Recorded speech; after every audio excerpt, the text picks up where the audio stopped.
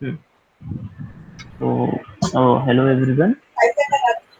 Today we will have a webinar on Introduction to Machine Learning, and we'll study how is machine learning has evolved over the years, and basically how it is now impacting our life. And after the introduction of the machine learning, we'll study one algorithm which is linear regression. And in the end of the webinar, we will have a coding demo as well. So I'm Ashish Sethi, and today with me is Vinay Verma. So both of us will present this webinar, which is introduction to machine learning. So let's start this. So if we are starting with machine learning, so first question would be, what is machine learning?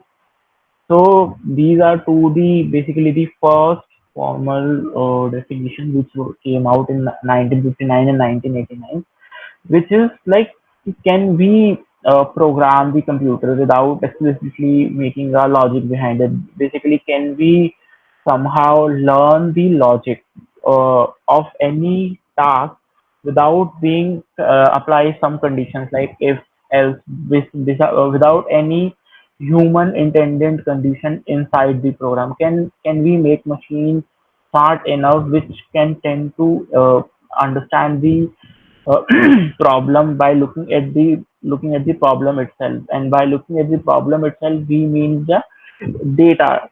So when we talk about the data, it's come from any uh, can came out from the any source. Like it can come from the your eye, basically your camera, your microphones. If we're talking about vision, computer vision, and if we talking about the speech and all those things, if we're talking about the stock data in which we have the values, numbers. So these are different kind of data which we use this data and make that data able to learn our machine. Basically, so in a simple terms, we want to say, can we use the previous experience of our life in order to train the present machine and take the future decision? So that is the crux of these two definitions, and which came out in 1959 and 1989. And the Tom Michel is the one of the pioneer in the machine learning, and he written the first academic book which all of us at one point of us read, the introduction to machine learning.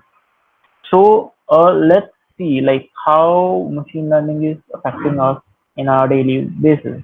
Like if we talk about the Gmail, like we now have the smart reply, like Gmail suggests us the replies. Personalized ad we all see on the YouTube ad. Like if you search on the suppose career launcher on the Google, then like must see that ad in your Instagram or the Facebook or the your Google when you're visiting some ad based website.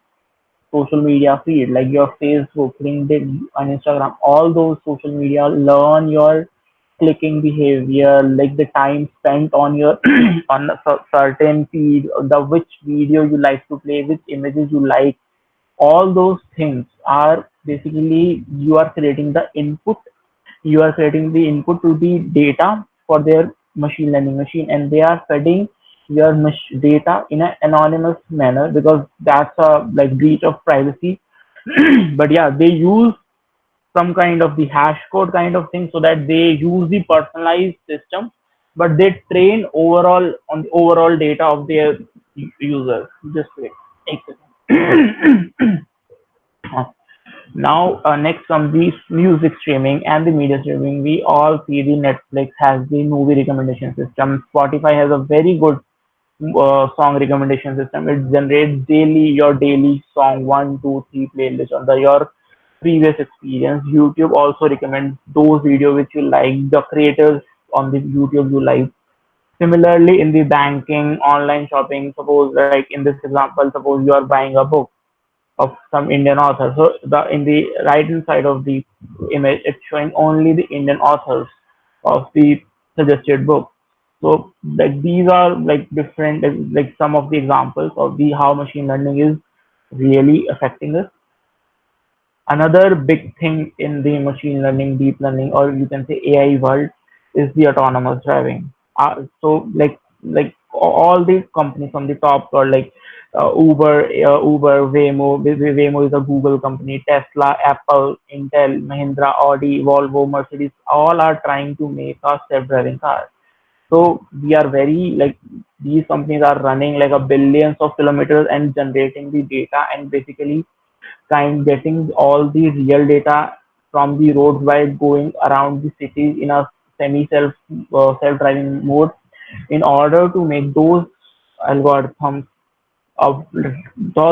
like really smart so that they can in future try to make self-driving possible. In autonomous driving we say like there are 5 stages of the autonomous driving, and in the fifth stage where there is no human intervention is there drive car itself from one A point to B with like all the like taking care of the rules by overtaking other cars and all those things. So like right now we are not at the fifth level of the autonomy, but we are pretty much at the third level of autonomy if you talk about Uber, AI, and the Waymo cars.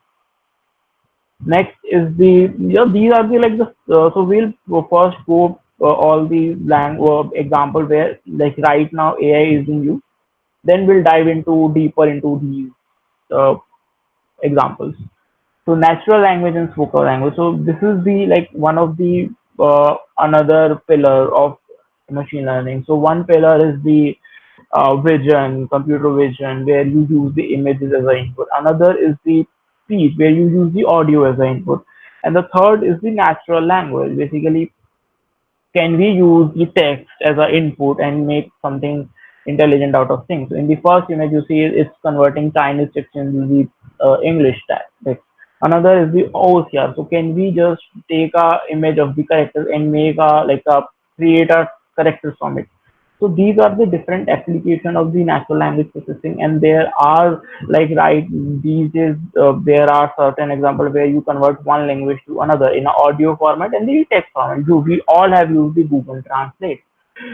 Like recently, Google releases a paper called WaveNet, where you give a 5 second input of the audio and it generates the audio of and it just needs 5 second audio and it can do all of these things you want. You give the text and it will speak out in that audio. By audio I mean like I every person have a different audio style like accent and all those.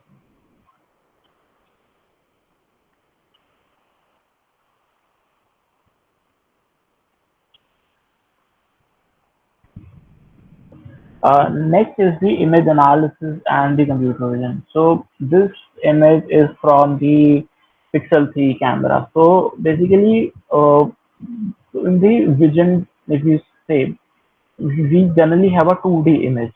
Basically, you just have the RGB image, and but we know the width and the height, but we don't know the depth. So this is one of the area like this is where computer vision algorithm in using the machine learning. Given a normal 2D image, we can create a 3D image out of it. So we saw there is a portrait mode in the like these days in the our phones. So, but by having so in a standard computer vision pipeline, you need at least two cameras to create the depth, or you need a time uh, PIR sensor to calculate, which is a Kinect camera kind of camera sensor, to in order to calculate the depth. Basically, create a portrait effect. Basically, you have blurred background and a foreground is like focused. So, but now machine learning algorithms are able to do without having using a different need of extra camera or extra PIR sensor. So this is one of the examples of that, and this is first came out in the Pixel, which uses only single camera, and now it's in the iPhone as well. So this is the new, basically the if you say the pipeline or like uh, like new kind of thing in the AI for social good. So the problem is how can we use artificial intelligence for the social good? So one of the basic example is, can we detect the malnourishment in the children by looking at the images? Like, because like it's a if you see the malnourishment, it's a like a global problem. Like in India, around 80 um uh, I start this, 80 million, around like 8 million children are like malnourished. So can we create a mobile app to basically detect if they are malnourished or not? Google is working on that. Babani AI is also working on that area. The another is the for the AI for Earth. So basically, can we use the AI for Earth?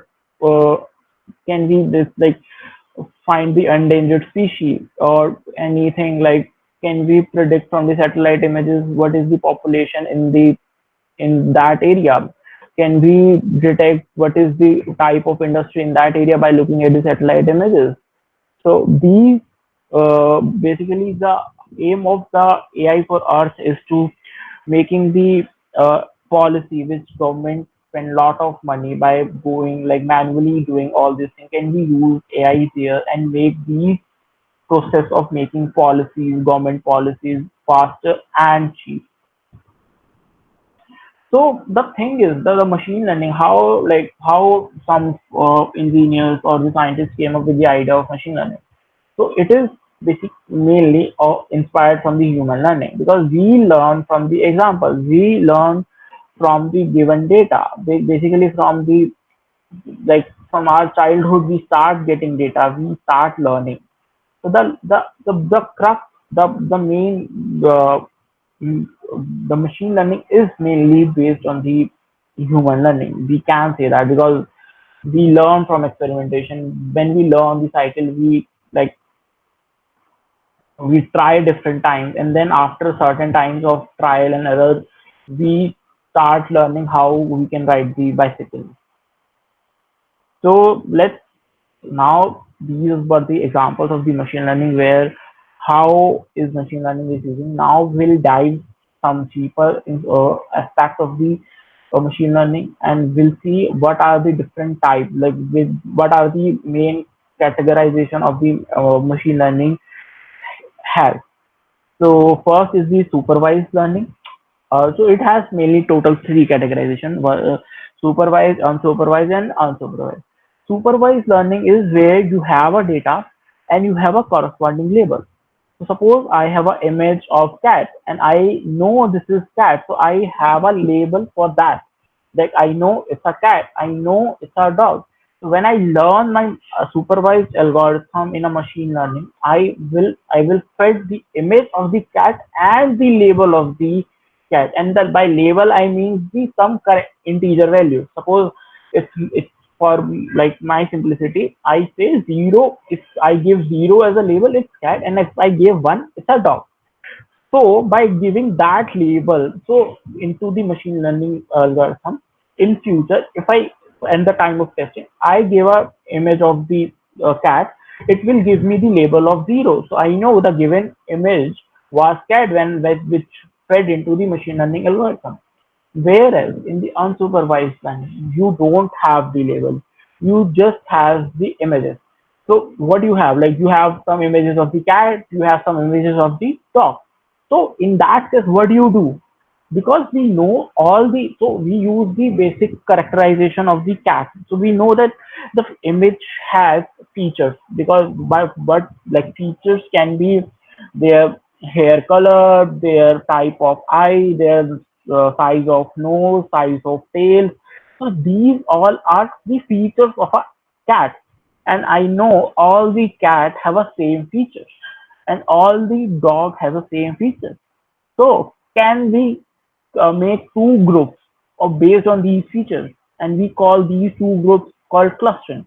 So one of the basic algorithm in the unsupervised learning is the clustering. Can we given a data without any label, can we divide into different clusters based on these features, and the number of clusters can be dependent on my learning. Suppose I know the images are of the cats and the dogs, I know there will be two clusters only. But suppose in that case, I don't even know the number of clusters. So I can try different clusters. Or maybe I can make algorithm itself learn, like find how many cluster you want to find. Yeah, if by moderating, or other parameters. And last is the reinforcement learning. So reinforcement learning is the typical case of the human learning, where you have a state, a policy, a reward, and the agent. So what you do, agent is like human. What agent try different things. Suppose you try bicycle and you fell off. So the reward is basically you were not able to complete the task. So the reward, it's a numerical value, will be negative. And the if you able to like if you able to suppose uh, learn the bicycle, you will get the positive reward. So it's in the reinforcement learning, we like it's a task based system. We want to learn a task. Suppose I'm creating an algorithm for playing a chess. So for that case, my reward will be if I win the chess game, I will get the positive reward. And in all the other cases, if it is a draw, I lost, I will get the negative reward. So it is a task based learning kind of thing. So now let's start with supervised learning. This is one of the like recent paper in CVPR.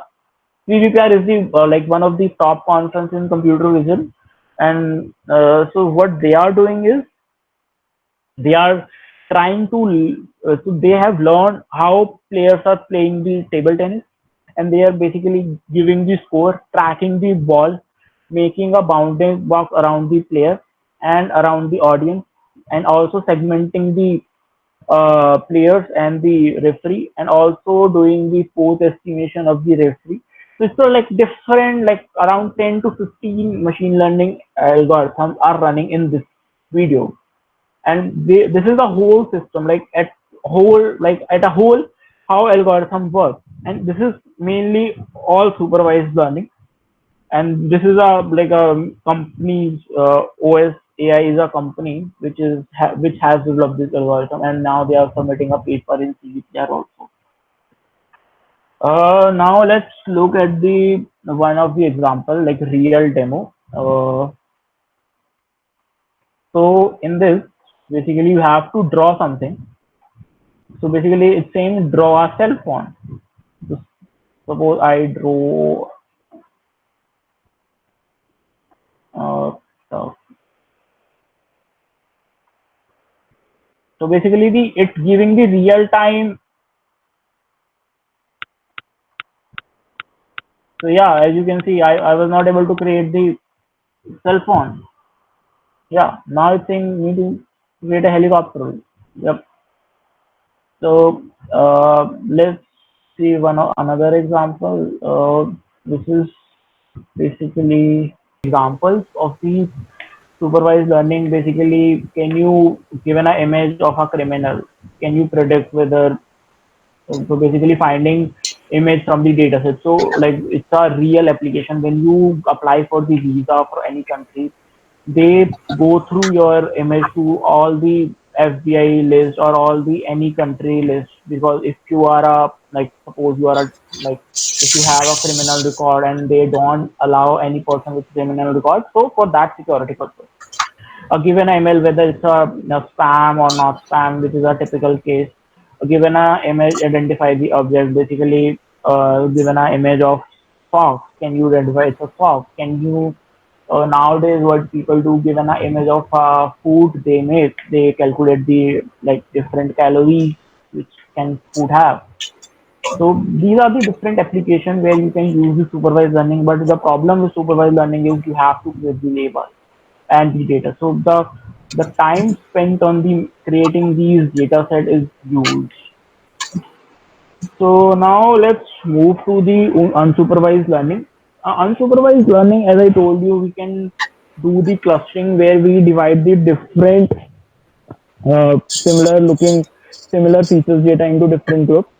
Another is the basically dimensionality reduction. Basically, what is dimensionality reduction is, suppose you have a data, suppose you have a stock data, and suppose in a given a value of a stock, you have like 50 features, given a like time, date, news report.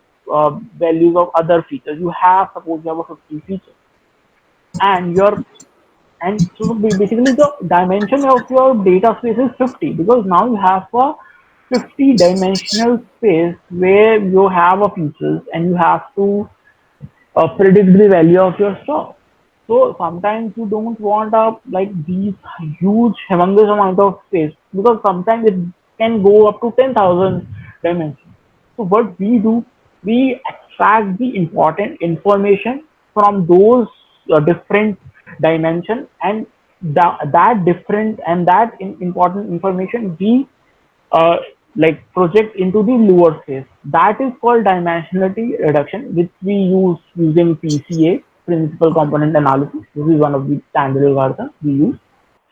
Dictionary learning. Dictionary learning is similar to, basically you can say, machine learning, but in the dictionary learning we kind of learn the sparse metrics.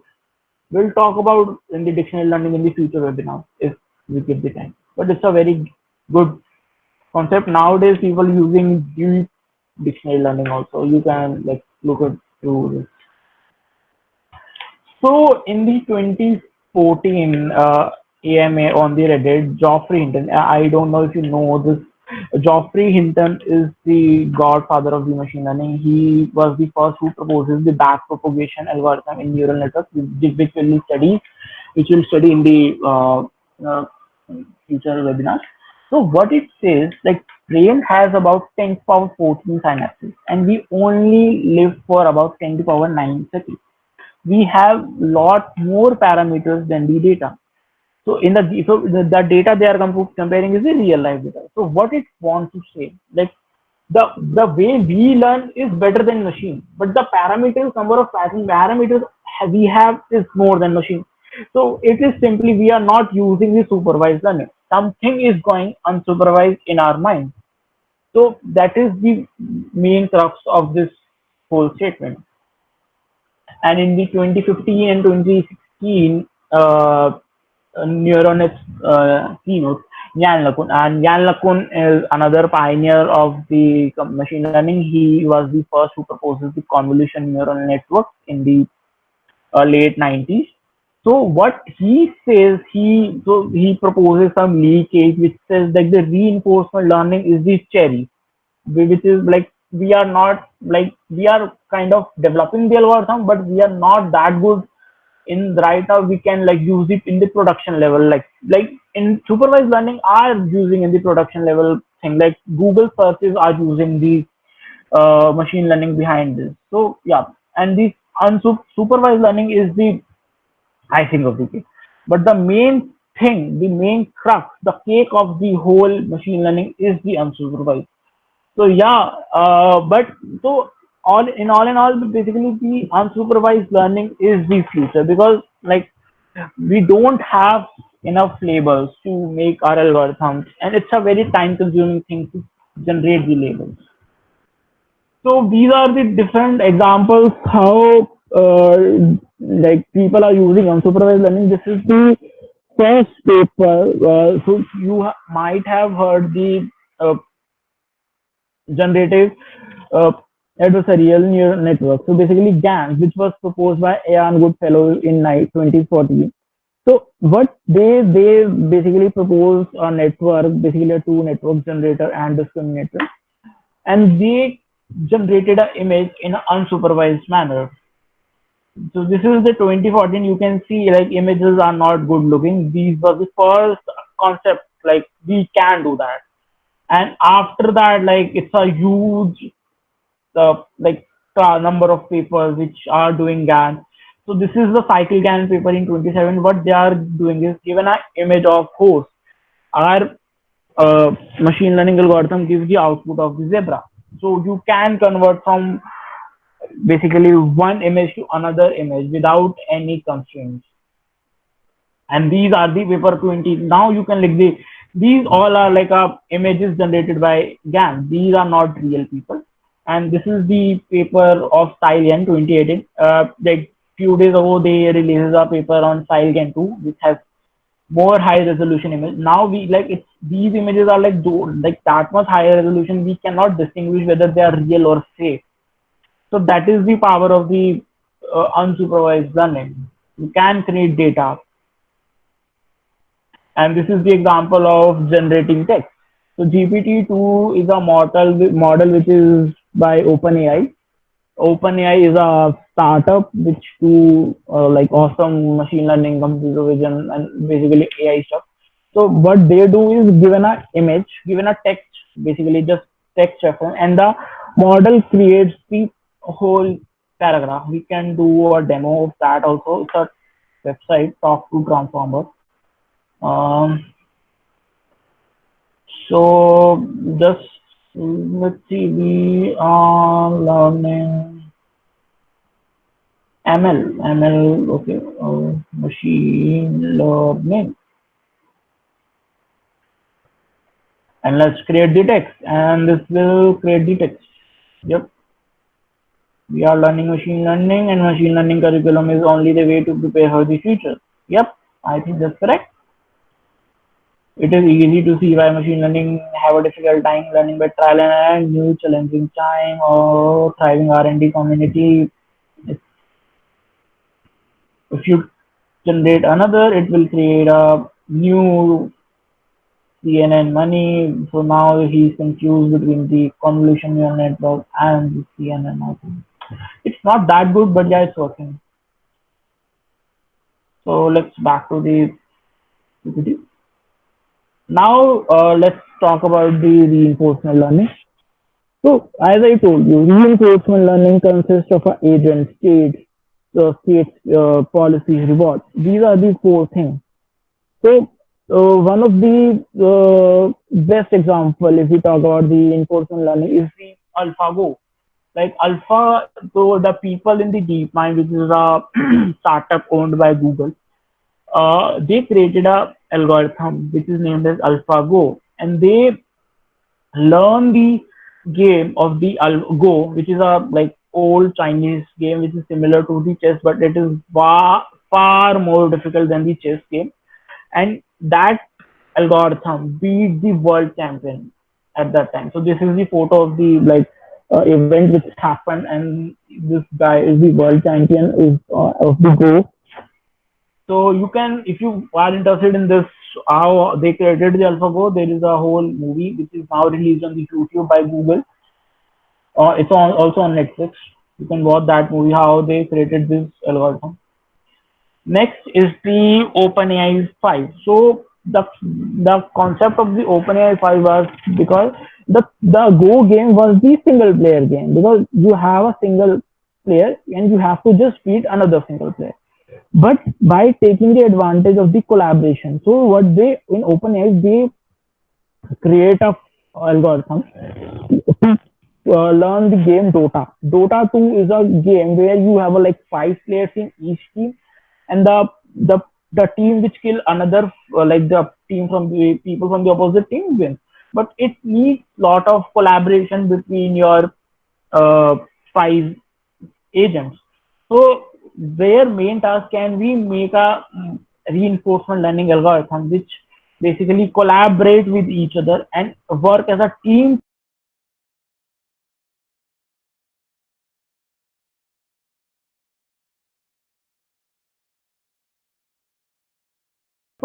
So after the when AlphaGo beat the lease and all, so like people were saying like the like human intelligence can be beaten. But the if you see the Go game, it's a one player game. Like you have one player from one side and another is, it's not a team player thing. Like in a like when you play PUBG or any Call of Duty game, like it's a team player game. So what OpenAI did, they created an algorithm called OpenAI 5. And in the Dota 2 game, you have a 5 player in the each side. And it says, I have never played this game, but it generally says it's a very teamwork and a collaborative game where you need to like a your uh, player should be very collaborative with other team members, and to able to learn this teamwork and the collaboration part, it's very difficult for the algorithm point of view. But OpenAI developed this algorithm, which is called as OpenAI 5, and they was got the and there is a world championship in the Dota 2, and they won the world championship by beating the best players. And that time, like Bill Gates, which is co-founder of Microsoft, has like tweeted like AI bot just beated human in the video game Dota 2. That's a big deal because their victory required a teamwork and collaboration. So if you can consider like if Bill Gates is tweeting about this and like all the pioneers are tweeting about this, that's a big deal in the machine learning era where like people were able to beat the machine in a collaborative fashion. So that's the till now which we have covered is the basic machine learning, how is machine learning evolving around the world. But you guys want to sort of know how you can start the machine learning. So next slide is about you guys. So what should you learn? Like how you should approach a machine learning problem. So these are the main. Modeling a problem means this. How can you understand the data? Can you basically visualize the data? So always, we first visualize the data if you can, if it is invisible in the 2D domain or in the 3D, or just do the dimensionality reduction, you apply PCA and visualize the data and see what your data is saying. First thing is this, and then when you get this thing, like what your data is, suppose for in the images case, always look at the images, how your like all like what are your images like look like, whether they're high dimensional, low dimensional, what is the dimension of the image, and and always come up with the various algorithm. Don't come up with one algorithm. Just you have to, because for one problem you can come up with different algorithm. Like for a classification you can come with the logistic regression, support vector machine, and neural networks, anything you can come. Okay, so then you have to see, and then you have to apply the data, apply on the given data. But before applying the like machine learning algorithm to any data, the first part is when you modeling our machine learning problem, you have to see whether there is any pre-processing is required or not. Like in machine, like in if you are dealing with images, you have to normalize the images. You have to, because there are different values. So you have to make these value between 0 and 1. That is the standard technique. Suppose you have a normal stock data, so you will basically make it to one range, 0 to 1, 1 to 100, which is like it depends on your range. So these are the pre-processing steps which you have to do before applying any machine learning algorithm. And when you apply the machine learning algorithm, then you see the results. And most probably, this like when you apply, they will give you the output, but that will not be best output. Then you have to see what went wrong.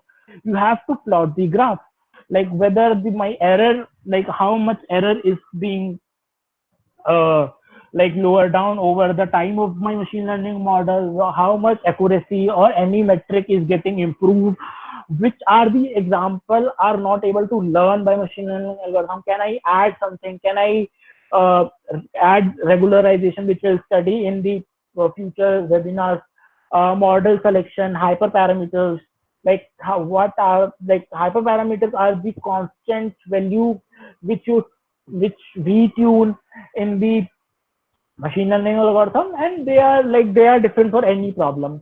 And generalization is the crux of the machine learning algorithm, because suppose you train a machine learning algorithm on a given image, and suppose I took image from the different foods and I gave, and say suppose you create a model of dog and cat detection.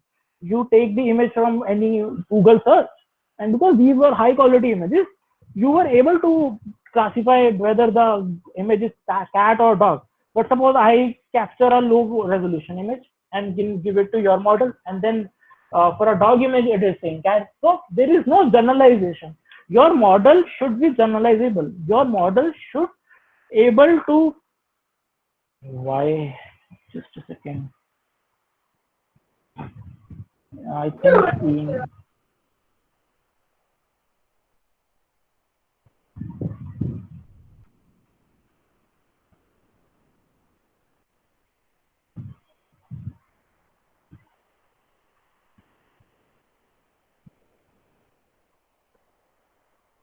Yep. So generalization is the most important thing because your machine learning algorithm will should work on the test data or the data outside your test data also, like, because your the aim of our learning is to make machine intelligent and make them able to learn those things.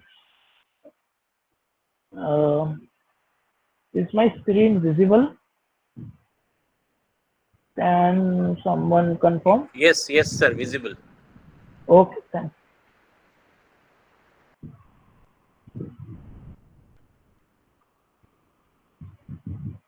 Okay, okay. If it is visible, then we'll go on. Okay.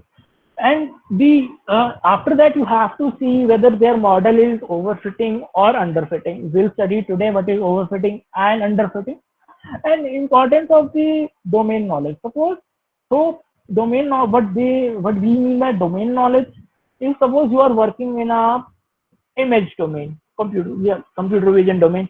Uh, So yeah, and you should know like how images. You should know like what are the standard pre-processing things are there. Similarly for the text and the speech, you should know the how what are the standard practices are there in the pre-processing and while doing the model training in that domain, because every domain has different pre-processing which is suited for them. And engineering risk, which is basically a common software risk, which is how you debug your model. Because sometimes you suppose you train a model and it is not able to get anything. So you have to debug, you have to check whether my model able to learn those values. You have to uh, dig into things. And nowadays there is a term called ML ops. So DevOps, you might have like many people you have heard of the DevOps. Basically, the all the tools where software developers use. So now there are like so much tools are available. So people started quoting them as a ML ops. So ML, the, like there are so many libraries, so many tools to track your results. So just search these terms on the Google ML ops and you will find the like article and GitHub links. And the last is the uh, uh, tools, which is scikit-learn, PyTorch, and TensorFlow, OpenCV. These are the tools which we'll use for the training of the models. Okay, so introduction to ML is now complete. Now we'll study the linear regression algorithm. But before that, if anyone has the doubt, can ask. This is the time.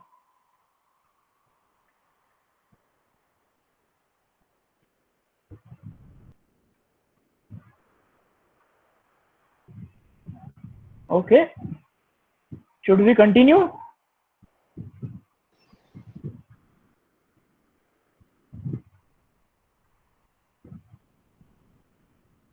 Aditya, there will be around 4 to 5 sessions, and in which we'll cover up the basic machine learning so that you guys can kickstart and will able to start your first Kaggle competition. Like you will able to analyze the problem and will able to train the model. That is the goal of these webinars. And yeah, Prachi, sir, it is hard. It's easy if you put effort. It is not that hard. You can like if you the thing with machine learning is you have to put effort in the both the domain, like in the software as well as uh, the the theory part also. Because you have to study the mathematics. Yeah, study material will be provided. I will share the slides and the relevant links to guide to you by mail. And how frequent? So, like there will be a gap because even I have exams in between, and then after my exams get over, I will like we will study in like weekly basis.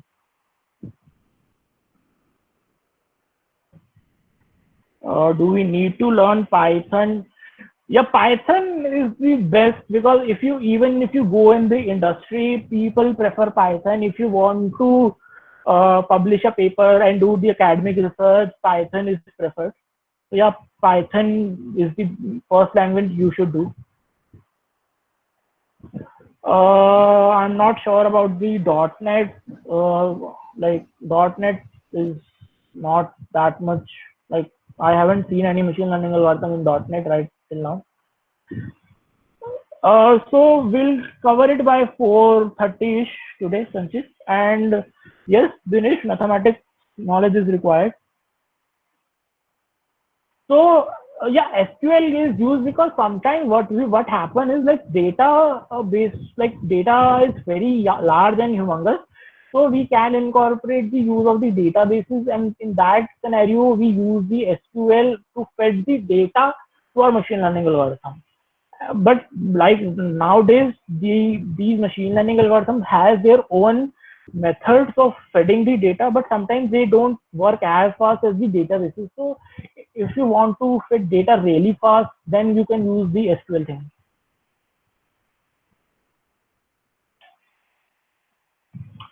Okay, so the FP workshop was the computer vision for the good. It's C4GC. You can search C4 mathematical 4 GC in CVPR 2019, and there was recently in ICLR 2020 was uh, computer vision for the agriculture. Yeah. Uh, okay, Dinesh, yeah, statistics, algebra, calculus is required, but if you like that is, yeah, that is good if you know, but we'll cover up the basic knowledge of the algebra and calculus which is required to understand these basic algorithms, so that you can take the advantage of libraries which are the scikit-learn and PyTorch, and took it and able to train our models. Please type that in the, okay.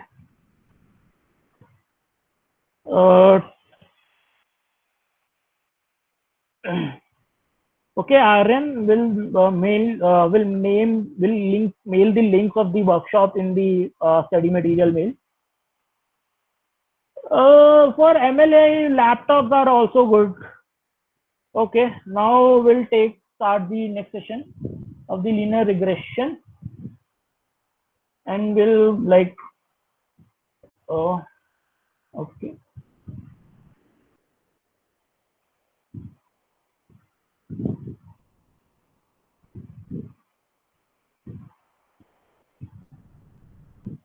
Okay, we'll start the linear regression thing. Excuse me, sir. Sir, there is a doubt. Like you mentioned in the slides during that dual cameras are there for enabling the depth effect and the portrait effect, now that Okay, are yeah. enabled on the that are enabled on the machine learning algo.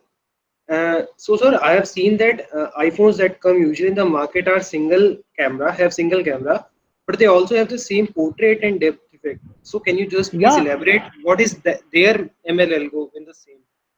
So what they do behind the scenes, so what they collected a large amount of data from the iPhone camera and the corresponding depth sensor, and so they have uh, RGB image, a color image, and their corresponding depth image, and they trained a model where they input a RGB image, and their neural network should output the depth image, and they basically, and given a label of the depth image which they have captured, they bring down the loss down. So basically they train a neural network in such a way that given a color image, that gives the depth image. So what, when you capture an image from the iPhone, what it does, it take the image and pass it to the neural network inside the iPhone and create a depth image, and then combine that depth image with the color image and create the portrait. Okay, Okay. sir. Thanks. Mhm. Okay, so let's start with the linear regression. Before diving into the linear regression, first thing is uh, the main concept of the machine learning algorithm is, these are the three main points which are there.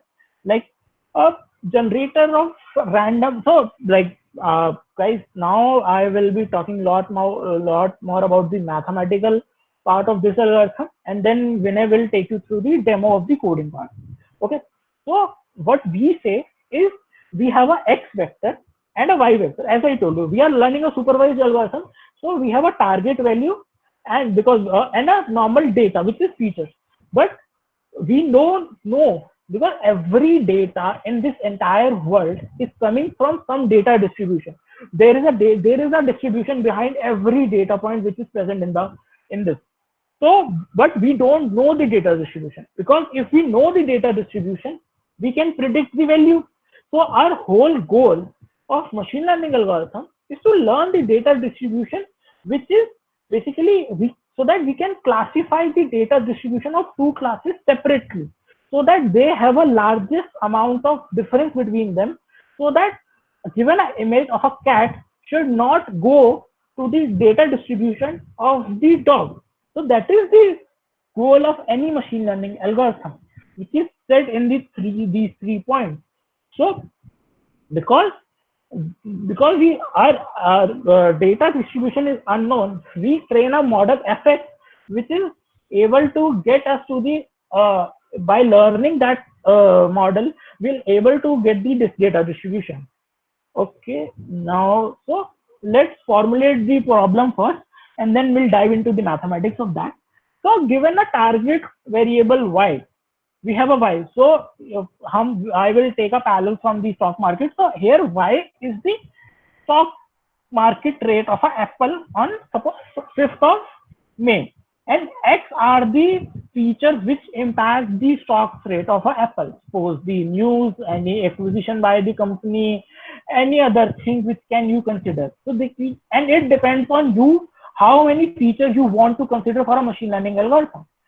And we can say because in linear regression we just want to predict the future value. For example, I get a data of a stock market of Apple for month of April.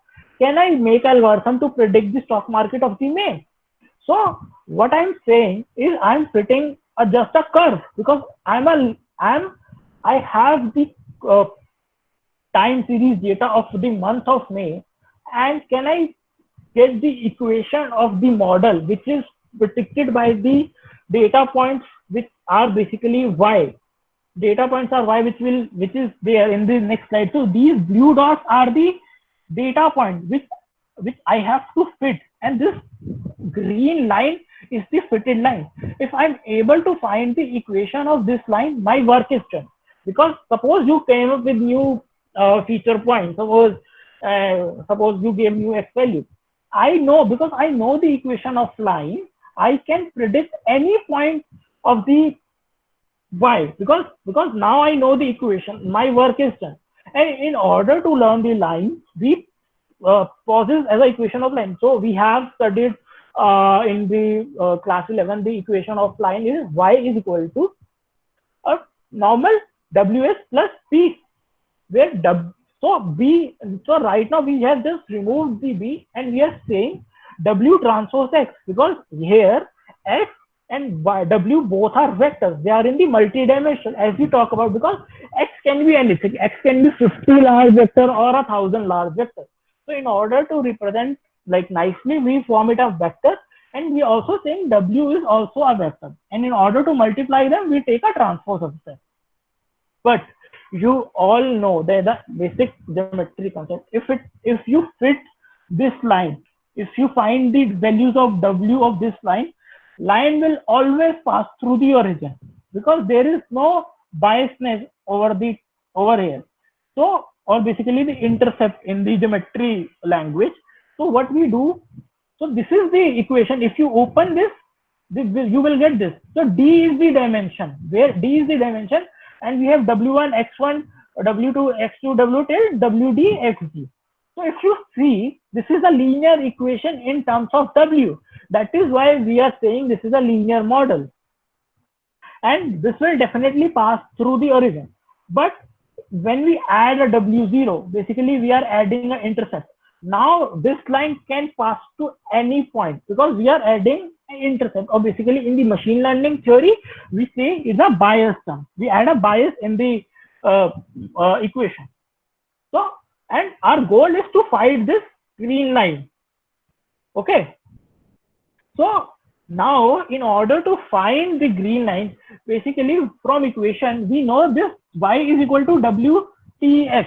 So given, suppose, let's say I have some random values of w and I multiply, because x is known, y is known. Suppose I create some random values of w and I multiply with the y, oh sorry, x. So by multiplying w with x, I will get a y, which is a predicted y, which is predicted by my algorithm. And this y is the actual y. So in order to minimize this error of prediction of y, I have to, so there should be the difference between my predicted y and the actual y should be 0. Ideally, if you see the figure, just in the right side figure, there is a gap because I suppose I fitted this line and I fitted this red line. The actual point were blue, so I have a gap of a green line, and this is not good because this is called the error. And in the linear regression, we fit the squared loss error. Why we are taking square? Because we don't want the negatives. This is one of the fundamental things. We can just subtract the values of the actual y and the predicted y, but we are taking the square just to make sure we don't get any negative value. And our goal is to make sure, because w transpose xi is the predicted y, so our goal is to minimize this thing. That is our goal in the linear regression problem. Okay, so that is the whole problem formulation which we have, and the loss function, because in machine learning you define some loss of function and your goal is to minimize the loss function over the time of iteration. And by iteration we use another algorithm called gradient descent. The goal of the gradient descent is to find, so when I was talking about the data distribution, let's say this is the data distribution you have, and our goal is to minimize, because when we want to find the data, minimize this error, we have to find the minima of this. Okay, so our goal is to, in the gradient descent step, what we do over the time of iteration, we take smaller and smaller steps and find this global minima, because data cannot just have a one value, because there is only one value. They can have a multiple values, and so where you can, like, there is a problem when you can find the local minima also, which is not the steepest point of the distribution. So that is the one problem where people are dealing, where how to find the global minima of algorithm. So this is the main equation of the gradient descent, where this is the last term is the derivation of the error which we have studied here. This is JW, which is here only, and you have to take derivative, and this eta is the learning rate, how much learning you want. So basically how much step you want to take in the in the gradient descent to reach to the next point. So that is the learning rate, and this is decided by ourselves how much learning rate we want to put, and we minus this value from the old values of w and find the new values of w. So basically this equation is called weight update equation, where you, based on the error, you multiply it with the loss or learning rate, and then minus that thing from the w and get the new values. And now on the new values of w, we again calculate the loss. So we are doing this and this only until we get the reasonable error. And in the next equation, we just open up this differentiation. And in this slide, we have done the differentiation. You can look at it. So it's a simple differentiation. Just open up the square and apply, and after that you will just get the minus x squared will be removed and the whole equation is same. So this minus sign is cutted from this minus sign, so you get the plus sign here. So Wj and plus Wj. Now this is the final equation we get from the our gradient descent rule in order to find the minimum loss. So there are some issues. So now I will, because my time is like very less, I will wrap up this. We'll study this in the next lecture, issues with the gradient descent. Now Vinay will cover up the coding part in the demo.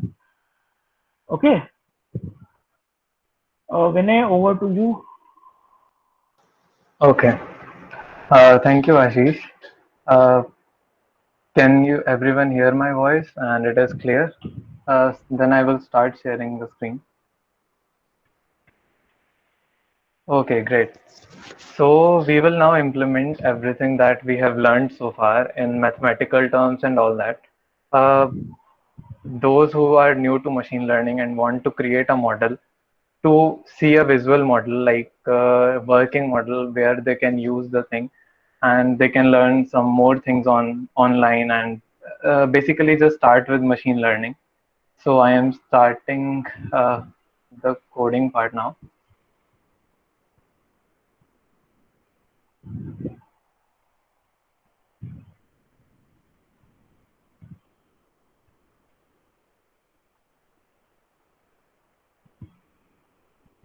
Yeah, is the screen visible now?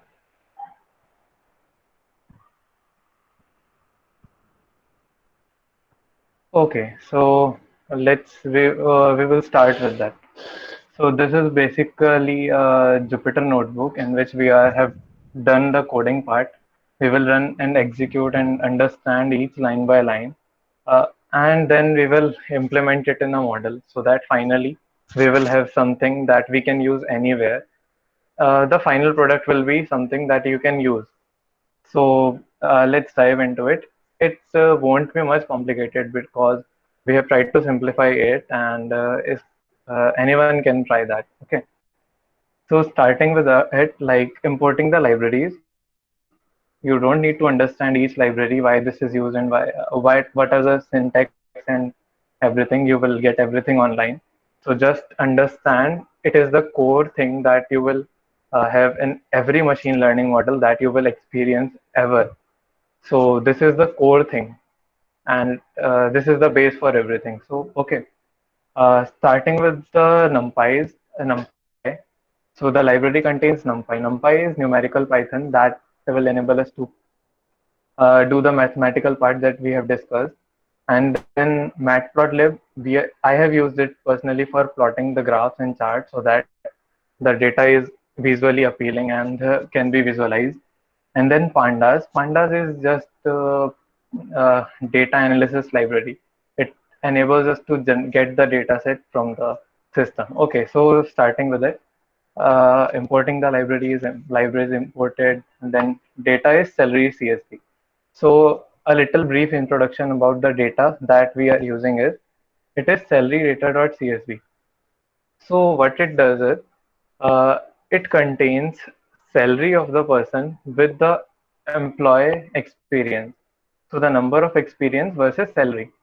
That means you can predict your salary using the number of experience you are having in industry, and also just as uh, uh, a new change or a new thing, we can do this opposite, like we can divert it.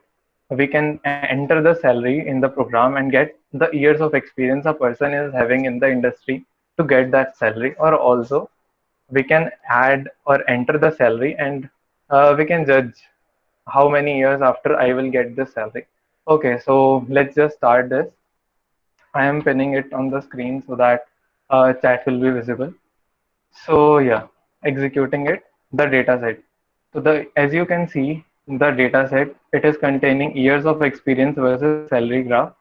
I have taken the salary in lakhs so that you can just uh, cover up with that. So 1.1 years of experience will give 3.3 lakhs of salary. 1.3 years and 2.0 years of experience will give 4.35 lakhs of salary. And basically, in the end, when the experience is around 10 years, so the salary is becoming 12 lakhs. So we have to predict. We don't have some value, such values all the time.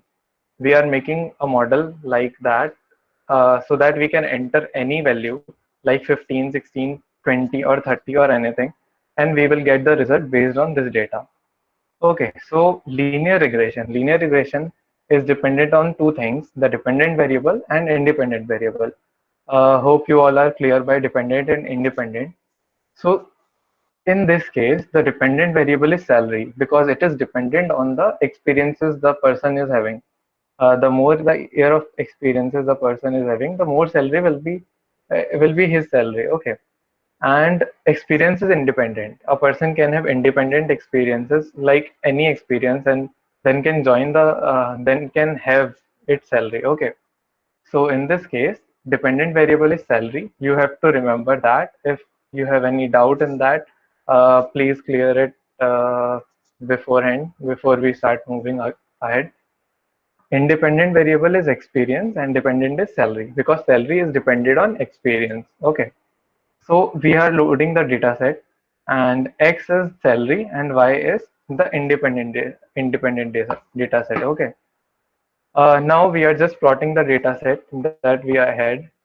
This is the data set that we had, experiences versus salary. It is just a simple plot of points, X and Y coordinates, and at X-axis it is experiences and at Y-axis it is salary. To view the data set completely, I am using a short method. You will get to know about that later. Dataset.head, dataset.tail. Basically, the head shows the top 5 data set, top 5 values of the data set, and the tail is showing top down, last most 5 values of the data set. As you can see, as the experience is increasing by 10, the salary is increasing. So yeah, great. Now we are just feeding it into the model, and it is really easy. It is a really easy process that you can just copy paste and experiment it with your data set. The data set that you are having, you can experiment it that. Okay, so we are using sklearn, scikit-learn, because it does all the maths and all things for us. We don't have to worry about anything. So we are just importing the sklearn. First, we are splitting the dataset into testing and training dataset. Okay, so does anyone in the group know why do we need to split the dataset into train and test?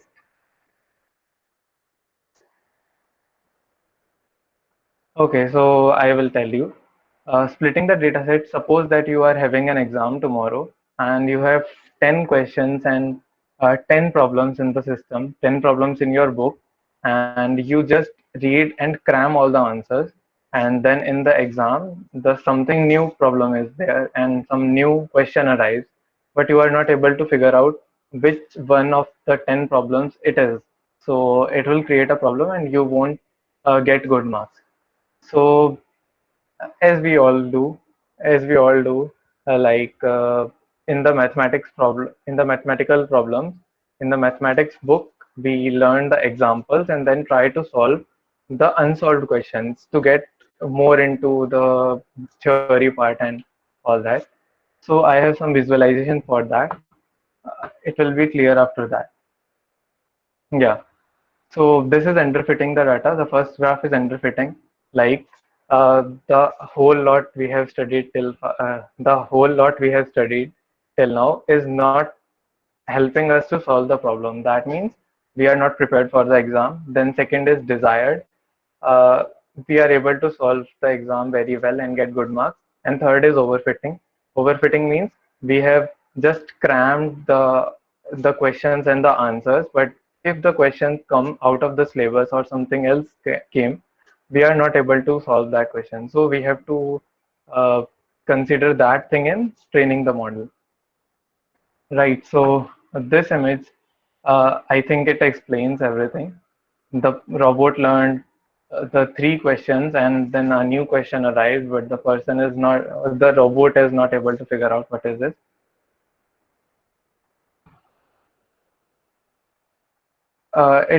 It is just about to complete. After the project session, we will complete the session.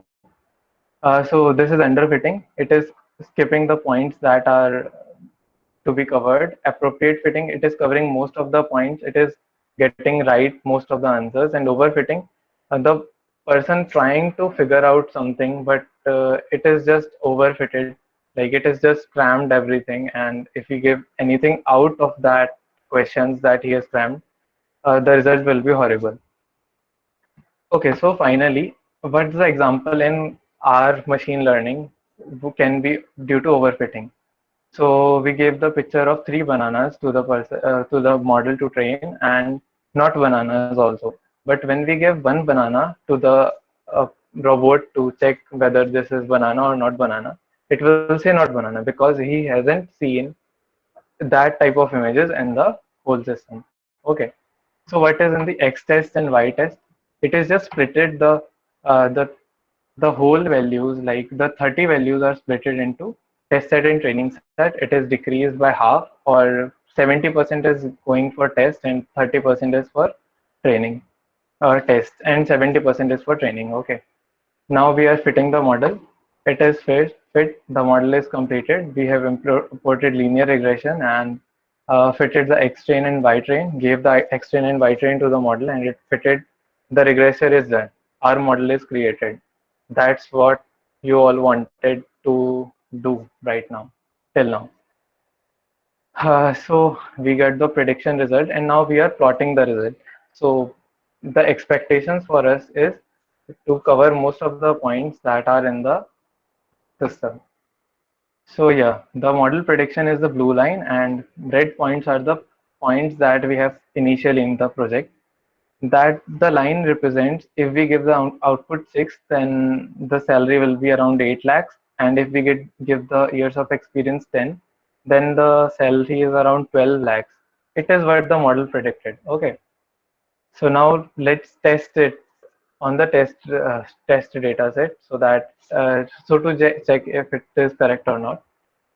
The result is this. As we know, the test set was less, but you can see the test, the prediction is almost close or almost near to the prediction. So yeah, it is working great. So finally, the model is created. We have tested the model. We have broken the whole data set into test and train. Now we will just create the final project, that is use it for ourselves. Okay. So it is asking my name. So my name is Vinay, and years of experience that I am having. I am having almost 4 years of experience, and as per that, hi Vinay, as per your experience, 4 years, the salary is 6.42 lakhs. So this was the prediction by my model, and if we want to try it again, Vinay, experience is 1 year. Then 1 year of experience will fetch me around 3.62 lakhs of salary. So that's how the model worked, and it is created. It will be given and provided you to by GitHub repository. You can try and experiment more things in it. You just have to change the data set here, and everything will be same. Like you can change it with anything, like your type of salary, your number of experience, and your type of data set. So that's it for this session. Thank you for joining. If you have any doubt, you can ask it now. Excuse me, Yeah. sir, I have a doubt, right? Yeah, Uh, okay. in the sample you shown us, can you please just shift your slide to that previous one in which you have shown around like 30 to 40 tests? Yes, yes, yes, exactly.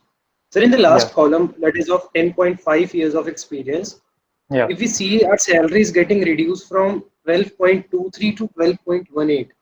So are yes. there any, these are such errors or bugs that need to be debugged? No, this is not an error. It is the dataset that we collected from the persons. Like if you found 20 or 30 employees in your locality and you asked them the experience and salary, because it depends on the person and the skill they are working on. So this is just a data set. It can be anything. And we don't have to consider about the point values and later values, because there are some outliers. Because you can also see in your college and some other areas, you can see that with less years of experience, some people are getting more salary and getting more paid. So these are the outliers. They are called outliers in the system, and they need to be covered. At least the model should go closer to their salary.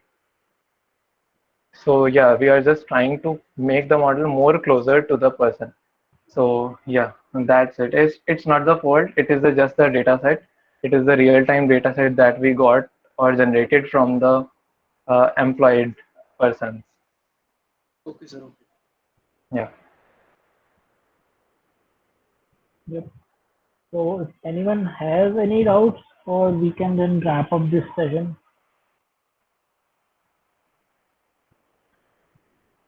Yeah, next session will be given to you. The information for the next session will be given to you soon. Yeah. Yes, sir. My doubt is for Ashish, sir. Like in the previous Yeah. session, he said he talked about Ian Goodfellow and shown us an image in which there was some person's image in black and white, and the other one some was painting images and so. So, sir, can you Yeah. please just repeat what was the work done by him at that particular time? Like you said, na, ki that this is a like revolution in the ML training and ML learning. So, what was that work done by so Goodfellow? so that was the first. Basically, he invented the generative adversarial network, which is the new type of algorithm where you have two networks which are fighting with each other in order to get better at. So basically, in a generator, what generator do is given an image or given any sample point, it generates an image, and you have the real data. And what discriminator do, given a take, it takes the input as an image and tells whether the image is real or fake. So the task of the generator is to fool the discriminator so that it can create fake images as good as real images, so that discriminator cannot able to distinguish between the real and fake. And for discriminator point of view, the task is to get better at the distinguishing between the finding the which one is image is real or fake. So that is the kind of a basically its concept came from the game theory, and they fight with each other in order to become best at it. I Okay, sir. think Thanks. it should clear your doubt.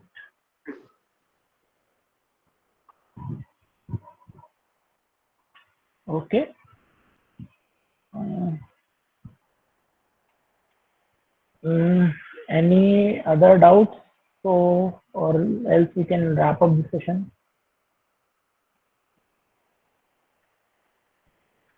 Okay. Okay, guys. Thank you so much. Any code for CAN? Oh, you can just search CAN and GitHub. You will get like hundreds and hundreds of repositories for the code for the GANs. You can you can like find in any language, like whether or any preferred library also. Like it's so much popular. So the question is how can you start the machine learning? So in order to start, you have to first of all clear your fundamental algorithm. You have to understand what are the mathematics behind basic mathematics, not the in depth behind the fundamental algorithm which we have studied today in the linear regression, and will continue in the next lecture of this. And the and after that you should able to do some practical things, like apply the basic algorithm on the given data set. You can start with the Kaggle, take and look at their people's code and start your own. Try to just pass, like participate in the basic competition. And what I mean by the basic, like the linear regression, logistic regression, SVM, decision trees, random forest, these are the fundamental algorithms in machine learning, which everyone should know who are doing the machine learning. And after that, you can learn as much as you want, because the field is humongous, like it's very vast. So that is from, like, I think you should have some clear. not just jump to the neural networks or deep learning because they are hype. You should able to clear your fundamentals first and then try to understand what is neural network, what is deep learning, and all those things.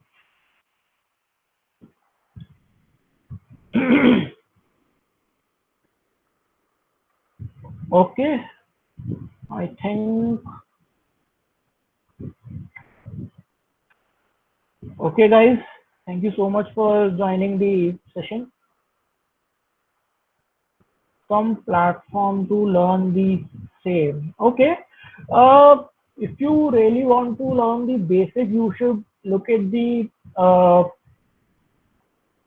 there is a core YouTube playlists are there which are take you from the fundamentals. They will teach you the fundamentals of the machine learning. We'll share with the mail, and rest you can start reading the blogs.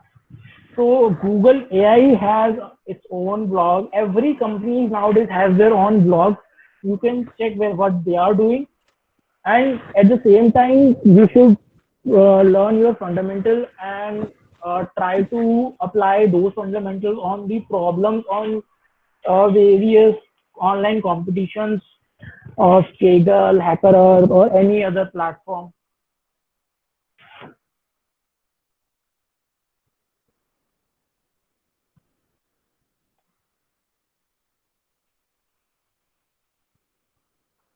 Okay. Okay. Thank you guys so much. I'm ending this meeting.